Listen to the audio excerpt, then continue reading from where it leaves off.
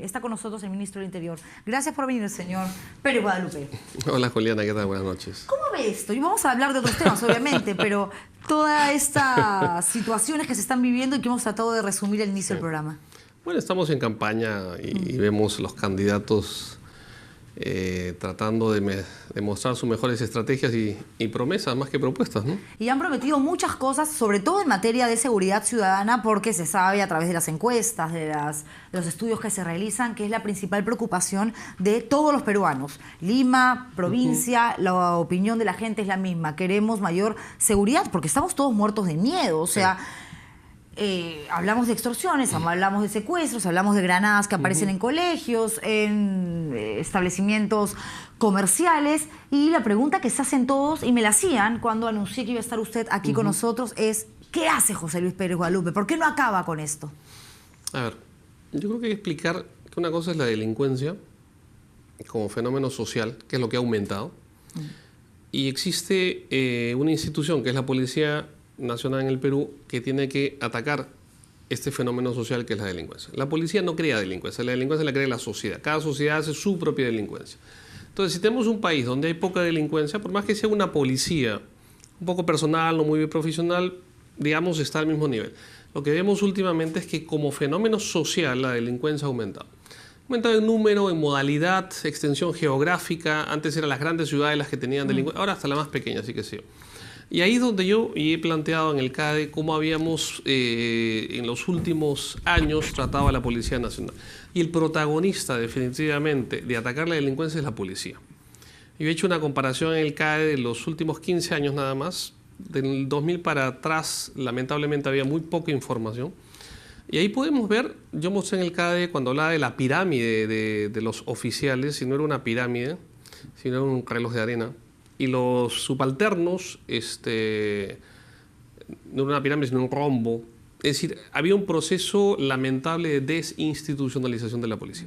Y creo que es poco lo que estamos viendo ahora, pero soy testigo poco a poco del profesionalismo de la policía. Y lo vemos en el Callao, no solamente en los resultados. Te puedo hablar de los 300 detenidos, en fin, de todos los requisitoriados. Pero algo que estamos perdiendo de vista es que en esta semana no ha habido ninguna acusación en estado de emergencia de algún abuso de la policía. O sea, con todas las capturas que ha habido, ¿cuántas? Con todas las intervenciones. Mira, tengo exactamente 270 detenidos, 20 bandas desarticuladas, 11 armas de fuego y 6 menores también intervenidos que no van a la cárcel. Esto ¿no? es la primera semana de estado de emergencia en el Callao. Sí. ¿Y cuánto tiempo más va a durar? Se ha puesto por 45 días. Ahora, es lógico pensar que se da el efecto globo, o sea, tú presionas en el Callao y lógicamente salen de ahí. Pero es una manera también, y la forma que lo hemos presentado el estado de emergencia sin ingreso de las Fuerzas Armadas, sino más bien cambiando dos elementos, que es la suspensión temporal de lo que se llama la inviolabilidad del domicilio, que es, uno puede entrar a una casa si tiene la sospecha o la certeza de que se están reuniendo delincuentes o que hay armas ahí o gente requisitoriada en ese sitio. Esta medida tan radical de declarar en estado de emergencia el Callao no debió darse antes y no esperar al asesinato de Wilbur Castillo y esta situación tan terrible que se generó, que se registró para decir, ok, ya, llegó el momento de ponernos en una actitud, asumir una actitud mucho más fuerte y atacar con todo, ¿no? ¿Debió ser antes, tomando en cuenta además que los resultados son bastante buenos? A ver, se plantearon dos criterios. El primero de excepcionalidad de la situación del Callao. Es decir, no estamos hablando de cualquier distrito. Estamos hablando del Callao, que tiene el puerto y el aeropuerto. Y un problema fundamental es el crimen organizado en el tema de narcotráfico. Y en segundo lugar se vio porque había una apreciación de inteligencia de la policía que, visto los resultados de los últimos meses de la acción policial, recordemos nada más el barrio Quín, ¿de acuerdo? Son 21 detenidos ahí y todas las capturas que había habido en estos meses en el Callao, y ahí el general todas las semanas presentaba gente detenida. Entonces lo que se vio con la muerte de este prontuariado delincuente, mediático él, que esto podía desbordar en una guerra entre bandas. Justamente como una medida preventiva, se tomó esta decisión de aplicar solamente, ya digo, la inviolabilidad del domicilio y la posibilidad de detener a personas sin orden judicial. Pregunta, ministro, ¿no sería buena idea, de hecho que se necesitaría una tremenda logística, muchísimo dinero, una organización precisa, exacta, para llevarlo a cabo, porque estaremos hablando además de un espacio mucho más amplio y complicado, de hacer algo similar en Lima, a nivel Lima? Dos cosas, y te soy sincero.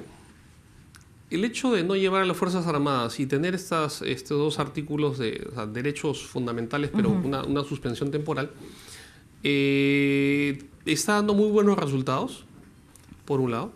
Y por otro lado, tenemos que ver que si queremos hacer en otros sitios, tenemos que hacer un plan piloto. Y si funciona bien en el Callao, ya digo, no habría mayor impedimento, si es que resulta bien acá, poder hacerlo en otros lados. Tendría que ser situaciones excepcionales. No solamente es porque... Te pongo un caso. Después de la muerte del alcalde lamentable de Samanco, con lo cual han sido detenidos, identificados todos los autores, tanto materiales como intelectuales, lamentablemente son como 11 personas, faltan capturar 2, nada más. Las autoridades del Santa vinieron a mi oficina, yo los recibí y me pidieron estado de emergencia. Entonces le pregunté, díganme ustedes, ¿qué cosa ganamos con el estado de emergencia? Y no supieron qué contestarme. Entonces la pregunta es, ¿para qué? Si yo tengo un objetivo claro, que poniendo estado de emergencia voy a conseguir esto, muy bien, lo hacemos. Y lo que hemos hecho en el Callao, yo digo, es una cosa inclusive gradual, porque no se ha acudido a las Fuerzas Armadas, ¿no? Ok, pero en el Callao, en una semana han logrado detener a 270 personas. Sí. De allí un porcentaje importante, de hecho, van a resultar culpables y se les va a poder adjudicar el delito porque hay pruebas. Como 70 requisitoriados, por ejemplo, de ellos, ¿no? Ok, si hay 70 requisitoriados, quizás hayan 30, 50 o 100 más, que es primera vez que cometen un delito, pero que también tienen que ser condenados. ¿Qué ha pasado entonces con estas conversaciones, estas reuniones que han mantenido con el presidente del Poder Judicial, con el fiscal de la Nación, para que no quede en nada el trabajo policial y que el Ministerio Público trabaje a la par el Poder Judicial y mañana, en 5 días, 10 días, estos delincuentes no estén otra vez en la calle, en el Callao, haciendo sus fechorías? Totalmente de acuerdo. En esta semana he conversado tanto con el fiscal de la Nación como el presidente del Poder Judicial, la mejor disposición. El día de hoy ha habido, por ejemplo, una reunión con el presidente de la Junta de Fiscales del Callao para afinar unos temas y la cosa va avanzando. Pero también es cierto que cuando he estado, porque he estado casi todos los días en el Callao conversando con el general, con todos los comandos, me decían, pero que acabamos de capturar lo capturamos hace 2 meses, y de acá hace 6 meses, sí, y claro. Entonces, ahí creo que sí tenemos que afinar mucho más. Yo sé, tenemos que ver un sistema judicial garantista, o sea, no se trata simplemente de encerrar a todos. Estamos plenamente de acuerdo, pero ahí estamos trabajando para hacerlo de la mejor manera. O sea, yo veo ya la voluntad muy clara del presidente del Poder Judicial, del fiscal de la Nación, en esto. Y el fiscal me decía, claro, si es una situación de excepcionalidad, tenemos que entender que son situaciones excepcionales, no podemos seguir el mismo ritmo que se hace un proceso normal. Y una cosa, perdón, que ha ayudado mucho ahora, que quizás no se está dando la dimensión verdadera, es el famoso proceso inmediato. Y esto fue una norma que dimos nosotros hace 2 meses, 3 meses, con la delegación de facultad. El Ejecutivo, donde decía, puede hacer un proceso inmediato, que en 8 años habían 350 casos, ahora en 10 días tenemos 160 casos. El chico que roba un celular, pero no se trata del celular. Chico reincidente, roba un celular, ahora la violencia con que lo realiza, la amenaza y todo lo demás. En una semana, 11 años de condena. Es que hace un rato cuando hablábamos, justamente empezamos esta entrevista, mencionaba el hecho de las formas, las modalidades que se generan ahora, que se utilizan para delinquir. Antes habían chicos muy jóvenes, carteristas, pasaban con una bujía, te rompían la luna, sin minimizar el delito, pero digamos, esa era la forma, se llevaban tu cartera, te arranchaban el celular y por allí que te empujaban. Ahora no, ahora la gente está mucho más violenta. O sea, para robarte un celular te meten un tiro en la cabeza. Mira, eso es una de las características que yo digo, la violentización de la delincuencia en los últimos años. No encuentro un verbo, digamos, específico para eso, y es verdad. Y las modalidades, como digo, 20 años atrás, no habían marcas, no habían extorsionadores, no había raqueteros, no había sicariato, no había los mataporgustos, o sea, matapolicía, matataxista, matacambista.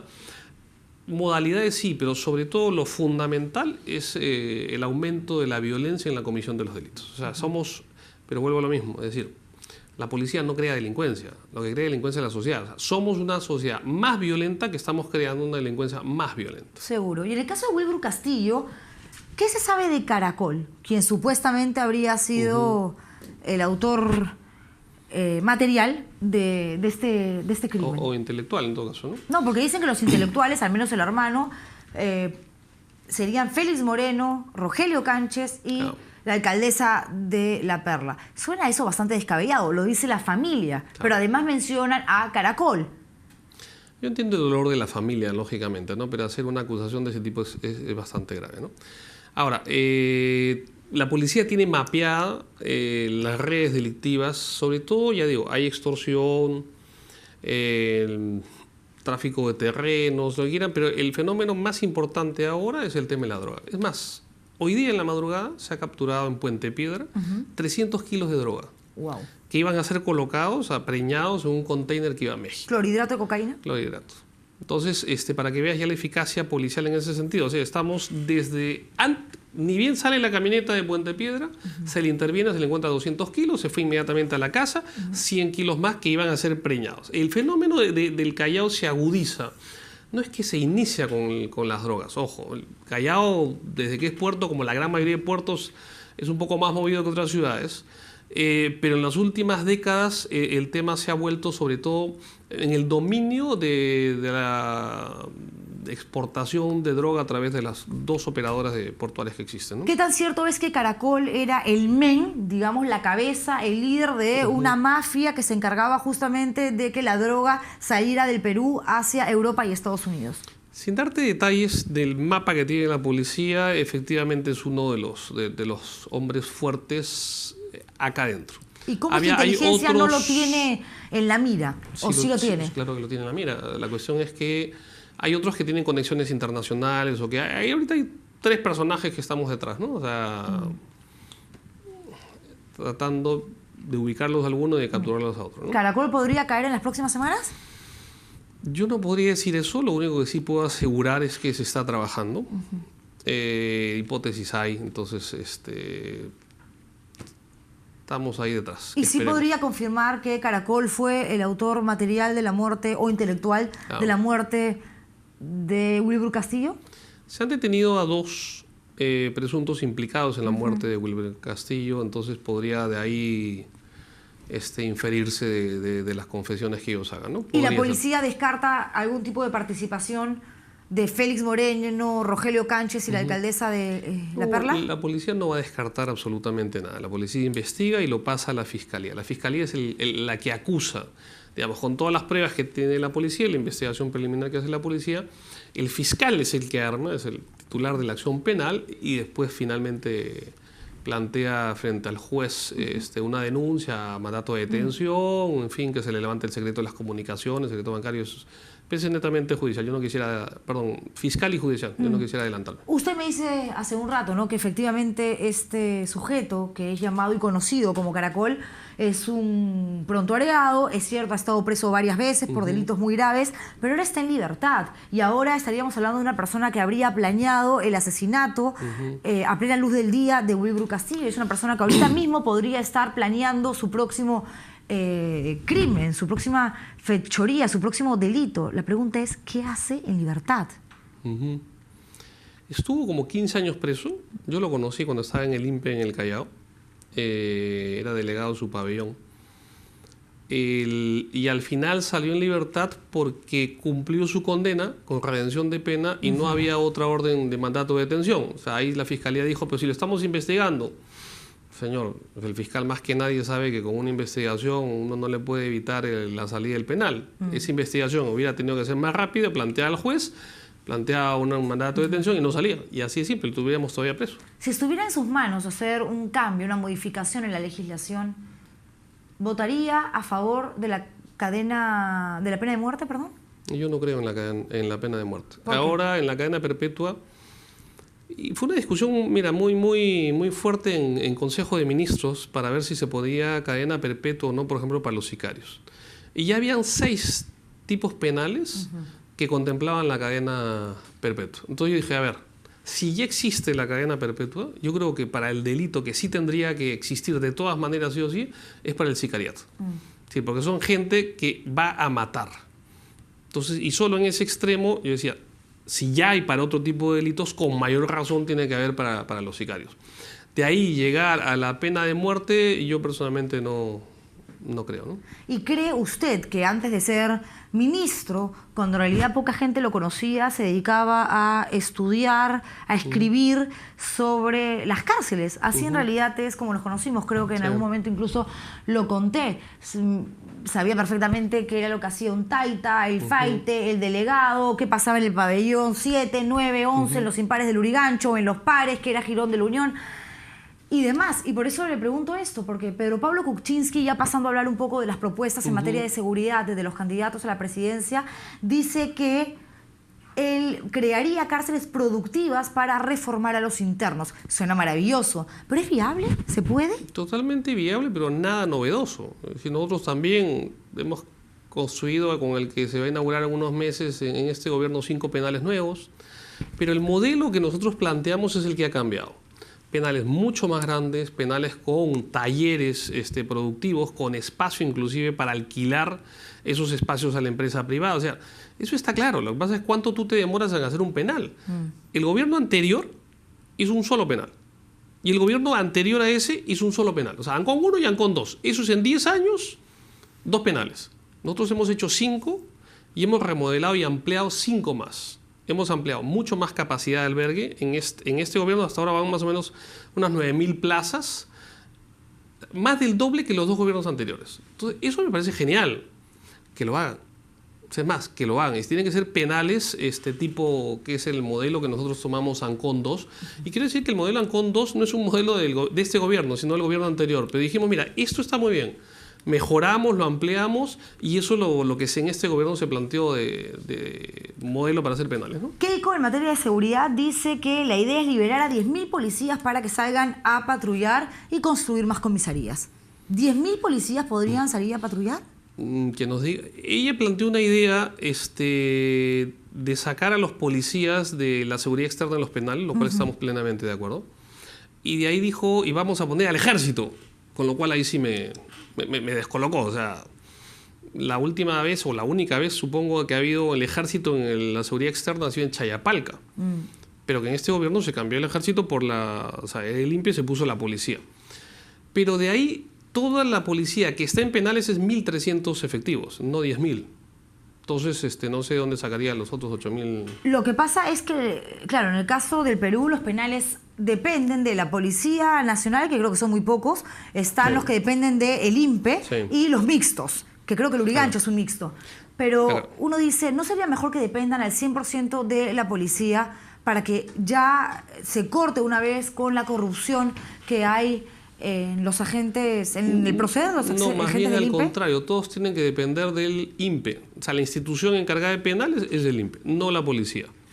Hubo un tema histórico del año 87, yo ya iba a penales, yo tengo casi 30 años yendo a penales, en los cuales hubo una crisis en el INPE y entonces asumió la policía. Pero es un rol que no le compete. O sea, Ancón 1 y Ancón 2, por ejemplo, uno de máxima, otro de mínima, todo está del INPE. No ha habido una sola fuga en ninguno de los 2 penales. O sea, yo creo que más bien es reforzar a la institución penitenciaria, que eso sí fue una propuesta, por ejemplo, que hizo Keiko, me pareció muy bien, y dotarles de más efectivos policiales. Nosotros en nuestra gestión aumentamos de 6.000 a 9.000 agentes penitenciarios, era un 50% en 3 años y medio. Eso era inédito, pero felizmente se pudo hacer y por eso que hemos ido recuperando penales. En este momento solamente quedan 4 o 5 penales a cargo de la Policía Nacional, la dirección. Yo creo que esto puede tomarlos el INPE pronto. El único que quedaría es Lurigancho, porque ahí sí se necesitaría un buen número de agentes penitenciarios. En el caso de César Acuña, él dice que hay que fortalecer la inteligencia policial con 50.000 millones de soles. Es un montón de plata. ¿Podría contar más adelante el próximo gobierno con una partida tan grande? Bueno, hay plata como cancha, dice Acuña, pero yo no sé qué tanto el Estado pueda, digamos, derivar o enviar a manera de inyección solamente a la policía para lo que tiene que ver en inteligencia. Inteligencia no, digamos solamente. Se necesita, mira, solamente en infraestructura hay un déficit de 20.000 millones de soles. ¿De acuerdo? si queremos poner top todas las comisarías que tenemos y las que necesitaríamos. O sea, hay un déficit clarísimo. Pero si tú te pones a analizar, que es lo que presenté en el CADE, la inversión de los últimos gobiernos, este gobierno en este año invirtiendo 700 millones, 700 nada más en proyectos para la policía, de lejos es el año que más invertido en este año que en los últimos 15 años. Entonces, si hay mayor inversión para la policía, perfecto. Pero yo les he planteado inclusive un reto. Este gobierno se ha comido el pleito realmente de aumentar a los policías en 5 etapas. Ya estamos en este mes en la 4ª, el próximo año deja ya presupuestado la 5ª. Que el próximo gobierno también le siga subiendo el sueldo a los policías en 5 etapas más. Eso, por ejemplo, una cosa concreta, muy bien, aumentarle el sueldo. Seguir invirtiendo en equipamiento. Mañana, a las 8:30 de la mañana, vamos a presentar, por ejemplo, el presidente Humala en la escuela de Chorrillos, 10.000 equipos de Robocop. Nunca se han comprado 10.000 equipos. 10.000 escudos, 10.000 cascos, 8.000 chalecos antibalas. Nunca se ha comprado. Patrulleros, dice Urresti, que hay que comprar. Perdón, ya estamos terminando 2.100 patrulleros para la compra para todas las comisarías del Perú. 30.000 pistolas, también todo eso sale este mes. Pero se da cuenta que tanto se necesita en términos de seguridad ciudadana, que por más de que se estén haciendo todas las cosas que usted menciona, y que no dudo evidentemente que sean ciertas, se necesita más y muchísimo más. Ahora se elimina el 24 por 24. Sí. En enero. Sí, este es el último mes, en diciembre, como lo anunció el presidente en el discurso del 28 de julio. Bueno, y eso es algo que, digamos, ha hecho que tengan que variar un poco 25 los años discursos. nadie lo hizo. Por eso, pero han variado los discursos de los candidatos que antes decían vamos a eliminar el 24 por 24, pero ahora que lo van a hacer en este gobierno ya tienen que cambiar un poco de... Pero eso se puede hacer porque este gobierno, como digo, le ha aumentado significativamente el sueldo a los policías, entonces sí se puede hacer. Si tú ves en los últimos años cuánto se le aumentó, fue 400 soles. O sea, yo a veces veo a los que hacen propuestas ahora, pero que tuvieron un cargo antes, o ministros, o directores de la policía, que la verdad digo, bueno, muéstrame lo que hiciste y compara con lo que estás proponiendo. Ahora sí se pone muy propositivos. Cuando tuvieron la oportunidad, ¿qué cosas hicieron? Ese me pregunto. Bueno, Wilfredo Pedraza ha sido ministro del Interior, para muchos no hizo lo que le correspondía, le faltó manejo y es uno de los asesores más importantes en materia de seguridad para el presidente de la República. Pero si tú te das cuenta, en este gobierno, el que más tiempo duró fue él y que consolidó al menos una política, porque los anteriores duraron muy poco. 1 año 4 meses. Y en segundo lugar está usted. Bien. Pues claro, de los ministros del Interior. Bueno. Claro, por ejemplo, Lozada, 6 meses. Wilber Calle Girón, 2 meses. Yo ni me acuerdo de Calle Girón. Luego Walter Albán, 7 meses. Urresti, 7 meses. Y usted ya tiene 10 meses en el cargo. Sobreviviendo. Ya parió. Gracias por haber venido, pero antes, me dicen, Juliana, por favor, no te olvides de hacerle esta consulta porque habló de 2 presuntos implicados en la muerte de Wilbur, pero el jefe de la policía del Callao dijo al día siguiente de la muerte que habían detenido a 5 o 6. ¿Nos podría aclarar eso? No, a ver, una detención, ni bien se produjo el asesinato de 5 personas, inclusive una moto ahí y con un arma. De acuerdo, se han hecho las investigaciones, pero lo que ahora sí se ha atrapado hace un par de días ha sido ya gente que, fruto de inteligencia que estarían implicados. Pero yo quiero recalcar, por favor, para terminar esta idea. Todos los asesinatos, sea de Samanco, Samancos del alcalde, lamentablemente el alcalde de Paruro, el alcalde de Maras, 3 autoridades, ¿sabes? Los 3, la policía ha identificado los culpables y los ha detenido y están en la cárcel. Lo que pasa es que cuando ya después sucede y la policía actúa y lo hace muy bien, ya no es noticia, la gente no sabe. Pero, por ejemplo, lo de Samanco, lamentable muerte igual que su asesor legal. Están ya ahora en la cárcel todos, faltan capturar 2. Se pudo identificar, inclusive con escuchas legales, con acogerse a la confesión sincera, se logra al final llegar a los autores, ¿no? Ok, tenemos que ir terminando, ministro, pero para, digamos, cerrar con lo que tiene que ver con la región Callao, el estado de emergencia ha cumplido recién 1 semana. Usted ha dicho que esta situación va a continuar todavía, van a ser 45 días y después se analiza y se puede hacer una prórroga, 45 días más, o generar una nueva estrategia, plantear una nueva solución? Mira, tenemos que ver que el Callao tiene una situación pre-estado de emergencia y post-estado de emergencia. Yo, por ejemplo, con Félix Moreno, a quien no me había reunido antes, nosotros convocamos, y quiero recalcarte, a la semana que yo asumí el cargo, una de las primeras cosas que hice fue convocar a los alcaldes del Callao a mi oficina. Una semana recién tenía. 2 meses después nos reunimos otra vez ya en el Callao, evaluamos unos temas y pusimos 600 policías más. O sea que el tema del Callao para nosotros era prioridad. Yo siempre planteé Callao y San Juan de Lurigancho. Y lamentablemente fueron los 2 distritos que explotaron. ¿Hay manera de declarar en estado de emergencia San Juan de Lurigancho? Habría que ver para qué, otra vez la pregunta. O sea, no se trata de declarar en emergencia porque declarar en emergencia. Si funciona bien en el Callao, pero repito, ha sido un tema de excepcionalidad. No, pero lo digo porque en el Callao se han registrado muchísimos atentados con granadas a colegios. En las últimas semanas ha bajado también muchísimo eso. Pero no hay que esperar a que vuelva a generarse una situación tan grave para... Totalmente de acuerdo. Por eso es cuando que en el Callao la apreciación policial de inteligencia decía cabe la probabilidad de que esto sea una guerra de bandas, nosotros inmediatamente pusimos el parche. Muchísimas gracias, ministro, por haber venido.